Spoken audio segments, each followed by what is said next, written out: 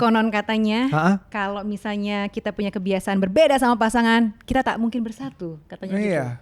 Aku party, terus kamu rajin beribadah gitu ya. Itu kan beda enggak, ya. kita sama-sama juga party ya? waktu itu. Dan ini menarik sih, lifestyle berbeda. Cuman yang mempertemukan kita tetap lifestyle yang bersama. Saat itu kita sering juga olahraga bareng.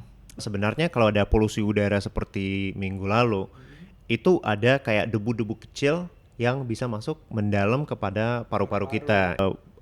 Anak kecil termasuk bayi yang baru lahir, mereka paru-parunya kecil banget. Jadi konsentrasi udara yang mereka menghirup kepada body weight-nya itu secara jauh persentase lebih tinggi, ya. Secara persentase. Benar. Iya.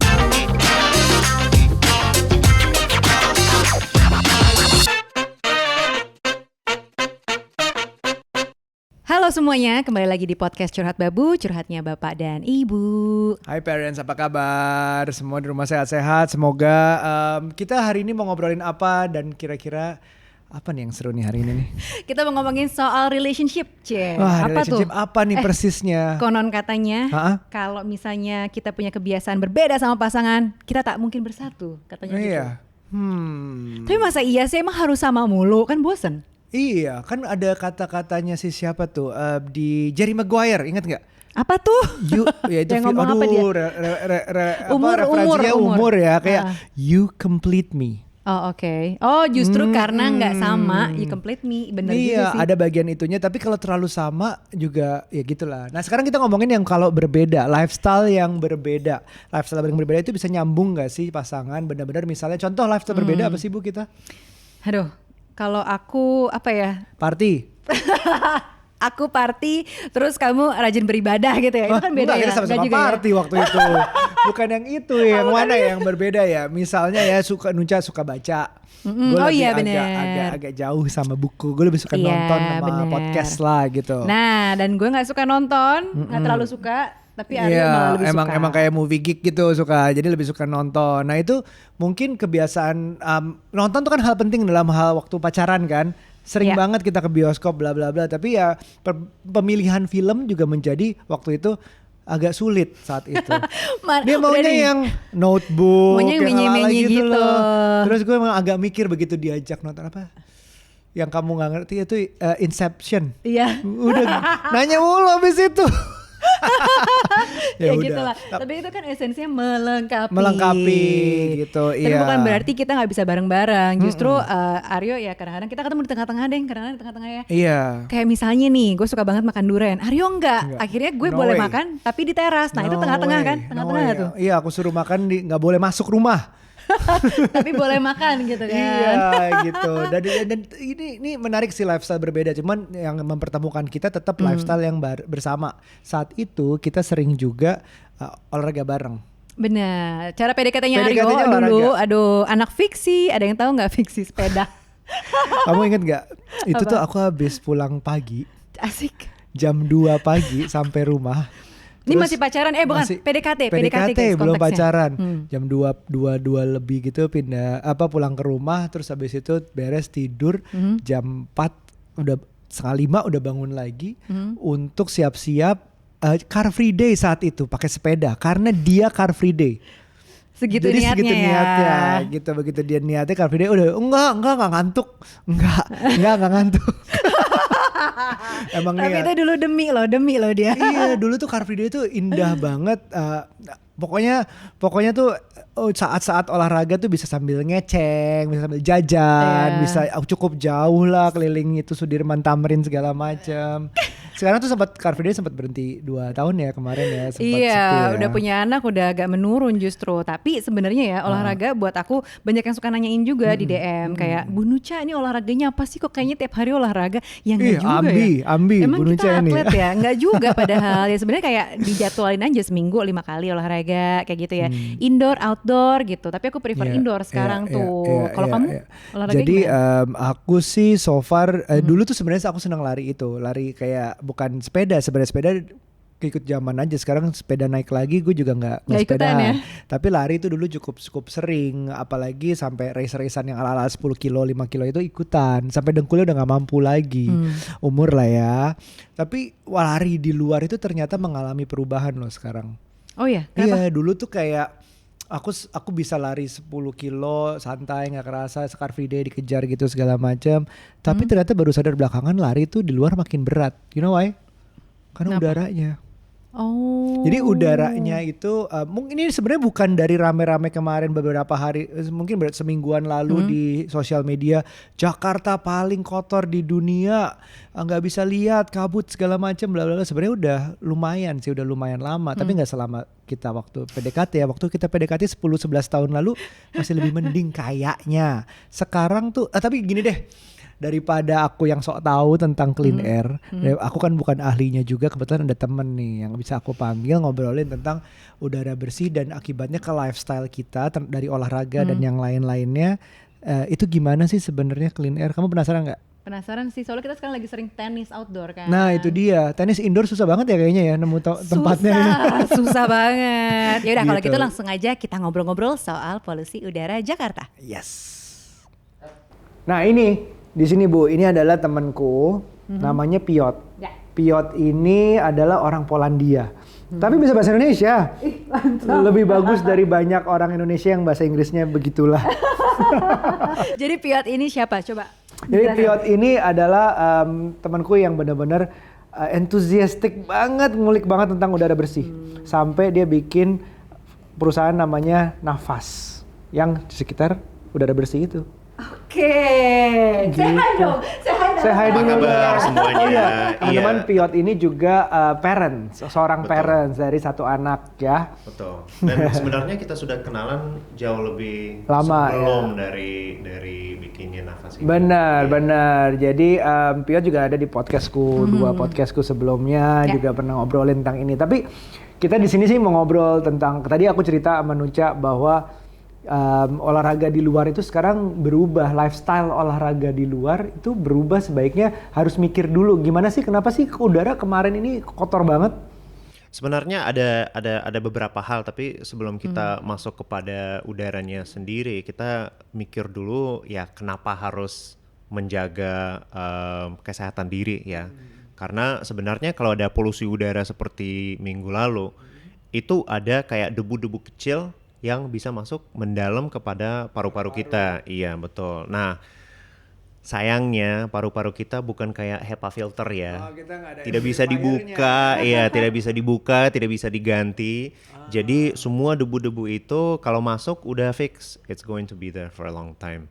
Apa sih debu-debu ini bisa bikin kenapa kita? Iya, nama debunya PM 2.5, particulate matter 2.5, dan sumbernya bisa banyak banget. Nah, kalau ini masuk kepada paru-paru, bisa masuk kepada bloodstreamnya juga.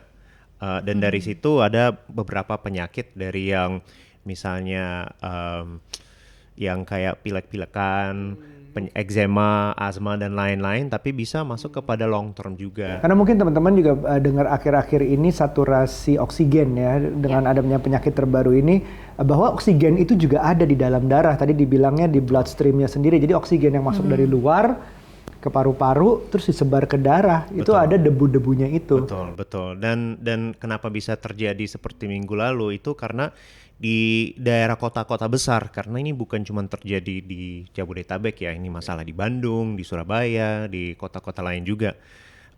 Karena ada banyak sumber polusi yang masing-masing, ada mobil, ada PLTU, ada pabrik, ada pembakaran sampah. Iya, dan ini suka kumpul-kumpul di daerah yang urban seperti kota-kota itu. Nah, kenapa itu bisa terjadi beberapa hari? Kayak kalau nggak salah kemarin juga polusinya tinggi banget. Iya. Itu karena kemarin anginnya nggak begitu banyak. Nah, dibandingkan aku baru tadi cek hari ini hari Senin tanggal 4 Juli ya.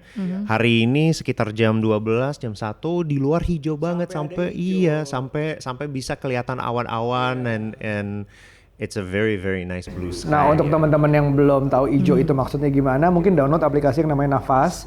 Nah, itu indikatornya warnanya itu. Jadi kalau kita lihat aplikasinya langsung mapnya peta Jakarta atau peta dimanapun kita lagi berada, itu ada kuning, orange, sampai merah, sampai ungu. Paling jeleknya adalah ungu. Ada satu lagi di atas ungunya, coklat. Oh iya. Oh Iya gitu. betul, ada yang Iya tuh coklat. kayaknya. Iya. Tapi jadi ada warna coklat itu di Pernah Indonesia. terjadi, iya. Oh, Pernah wow. terjadi kadang-kadang, iya. Pada malam hari itu mungkin ya untuk penjelasan hari ini terlalu banyak ya, tapi Bisa aja. Jadi sebenarnya ada sensor-sensor kan Iya. yang mereka deploy di seluruh tempat-tempat ini. Nah, tapi bisa aja random, misalnya sekitarnya tuh kuning, tapi kok tiba-tiba ada satu ungu sendiri atau coklat bahkan. Biasanya sensornya kena itu pembakaran sampah Betul, bisa. betul. Atau lagi fogging ya.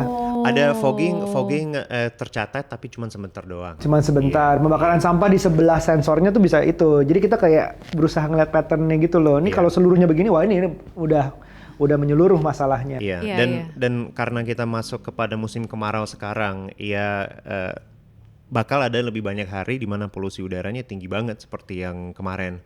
Jadi seperti hari ini, sesudah kita syuting sekarang, lo berdua bakal lari-lari di luar bareng exercise karena it's a really really good time to go to do it. Karena orang dulu, aku diajarinnya bahwa olahraga tuh bagus pagi-pagi jam 6 di saat belum panas. Jadi skin cancer atau sunburn semuanya enggak. Kamu kan juga gitu ya, diajarin. Bahkan CFD dulu kita jam Iya, 6-an ya. jam 6 pagi. Dan dianggapnya tuh udara Tapi paling jadi bagus. sebenarnya ini myth atau fakta sebenarnya kalau kita ngebahas soal pagi hari olahraga itu adalah waktu yang terbaik. Itu mitos. Mitos, karena? Iya, Baiknya? karena di kota seperti Jakarta, Bandung, Surabaya, Jogja dan lain-lain kota urban.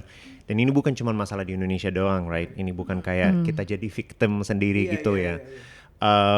Di pagi hari ada kumpulan polusi yang lumayan tinggi dibandingkan sore hari, dan ini terjadi karena sumber polusinya ada banyak.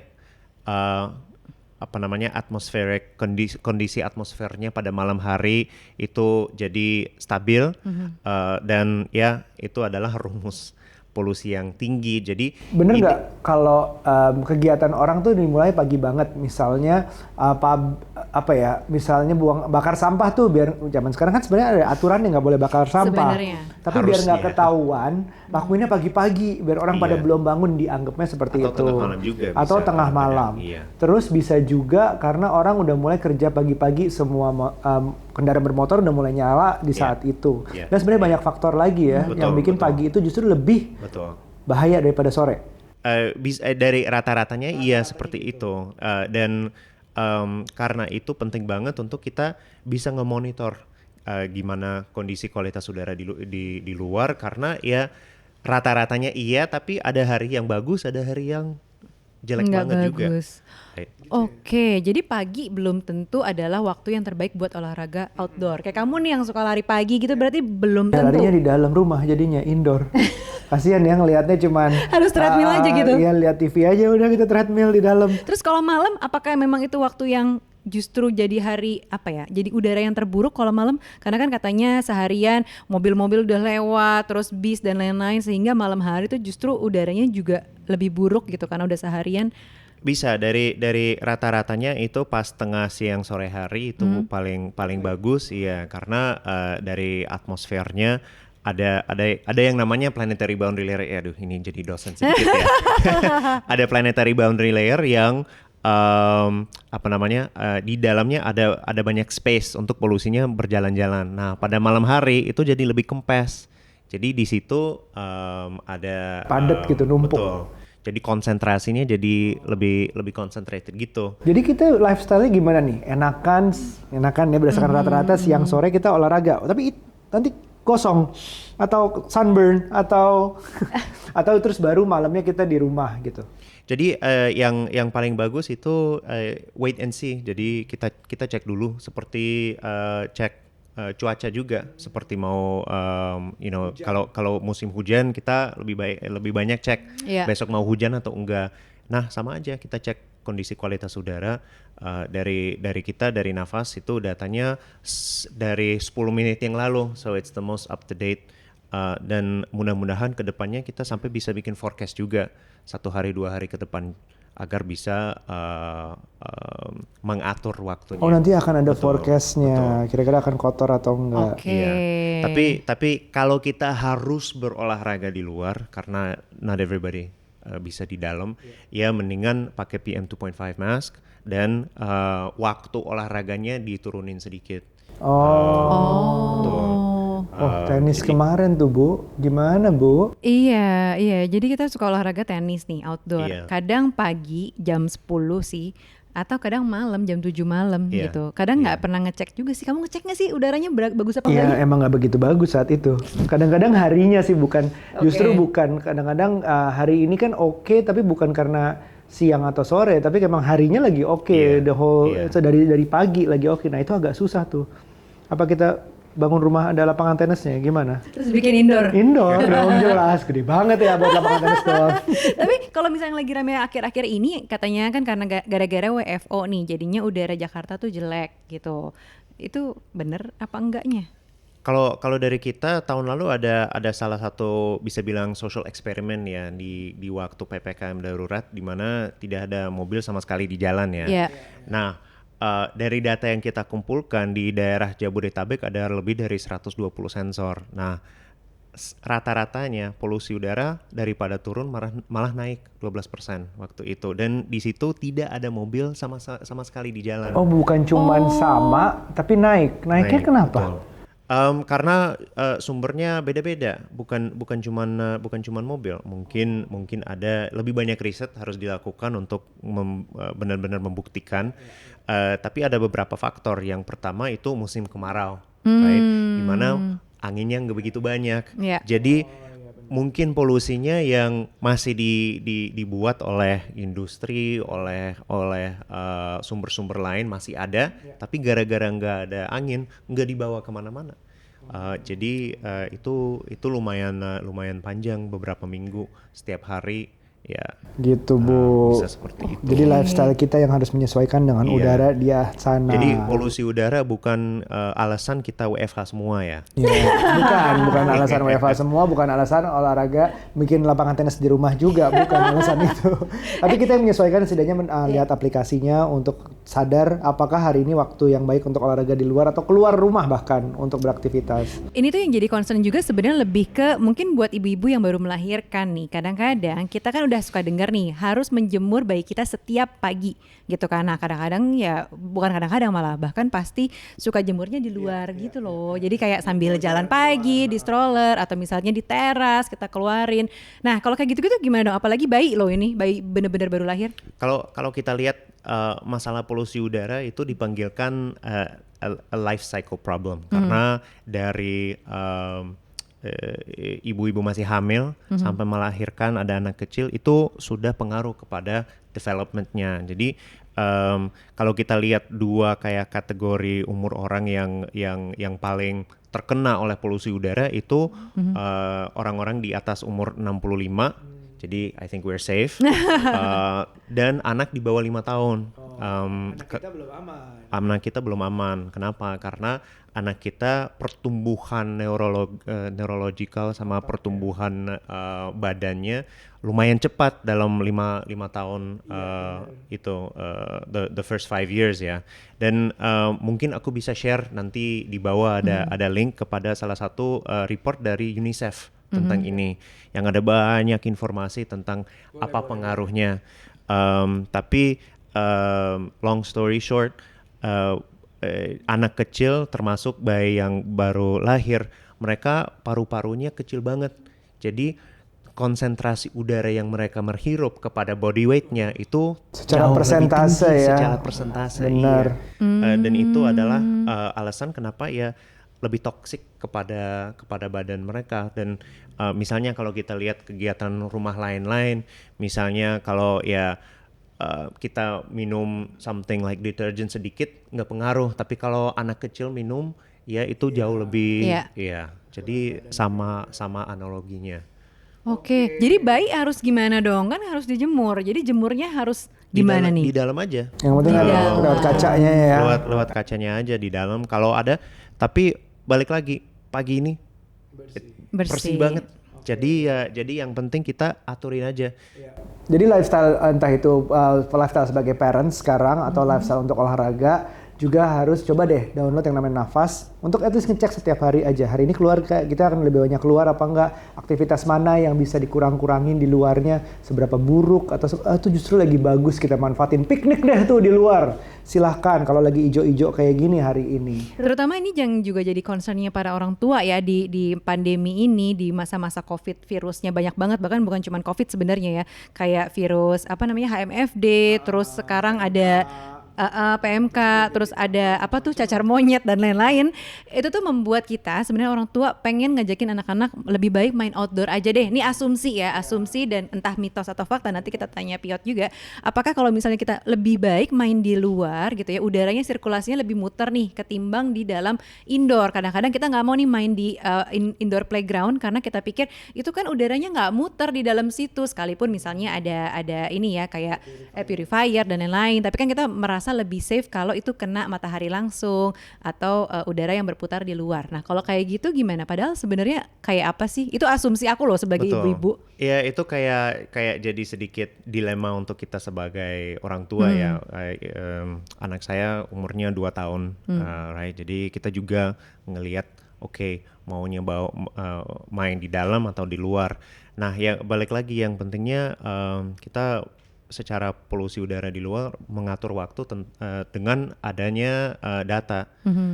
Kalau di luarnya ya lumayan tinggi, mungkin waktunya di luar diatur atau ya kalau bisa tidak sama sekali. Nah untuk anak di bawah 5 tahun itu pakai maskernya agak susah sedikit kan. Iya, benar. Tapi untuk anak yang lebih besar dari situ, masker PM 2.5 yang fitnya bagus ya it can be enough as well. Oh gitu. Jadi outdoor harus tetap pakai masker juga. Kita pikir kalau outdoor terus jaraknya juga jauh sama orang lain nggak perlu pakai masker, nggak ya? Ini dari PM 2.5-nya, bukan dari bukan COVID-nya ya? COVID-nya, iya betul. Oke, so tadi kan kita belajar bahwa kebiasaan atau lifestyle kita ini bukan hanya harus menyesuaikan pasangan misalnya, tapi juga menyesuaikan alam. Karena kegiatan kita banyak berurusan dengan alam di luar sana. Mau dari olahraga, ngurus anak, parenting segala macam itu harus menyesuaikan alam gitu. Piot, terima kasih atas waktunya. Kalau mau tahu lebih banyak tentang udara bersih, kemana? Bisa follow @nafasidn di Instagram sama Twitter atau @PiotrJKT, bukan JKT48 ya. Iya, PiotrJKT di Instagram dan Twitter. Dan kalau ada pertanyaan apapun tentang polusi udara, kualitas udara dan lain-lain, silakan DM kita. Oke, kita tulis semuanya di deskripsi kita. Silakan di follow. Oke, kalau gitu sampai ketemu lagi di episode berikutnya. Bye.